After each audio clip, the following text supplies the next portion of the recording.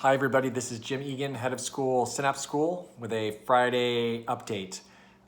First of all, I want to thank everybody for such kind thoughts as we go through this process. I was just talking to one of our teachers, checking in with him, a lower school teacher, and I was acknowledging the wonderful messages and of affirmation about what we're trying to do here as a school and as a community. So thanks very much for those. They are bucket fillers for sure, and I know our teachers will feel the same way. I also wanted to acknowledge the very real financial situation that many of us face right now, right? COVID-19 has created hardships for so many of us.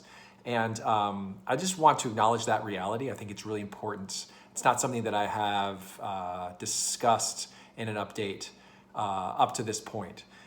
With that in mind, I've been thinking about what we can do as a school. And so we are going to take one step. That step is going to be started with the refunding of our middle school trips.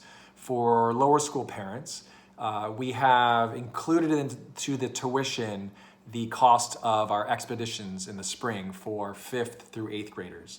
That is roughly a $2,000 additional, used to be a fee, it's now part of the tuition. So we are going to refund that portion of tuition. We are also going to give parents the option to gift this back to the school to be part of a short-term hardship assistance fund that will be used to cover 2 to 3 months of tuition support and payment options for those families that may have encountered something they never thought they would encounter during this crisis. Hardships could be a reduction in salary for one or two of the parents. It could be loss of a job. It could be, this could be used for those who are self-employed.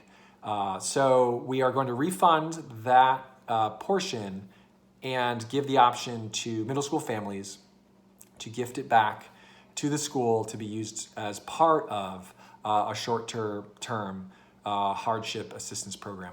I'm going to explain this clearly in a letter this weekend as well, but I did want to give that update too, that we know how hard this is for many of our families, and we certainly know this from an organization standpoint too.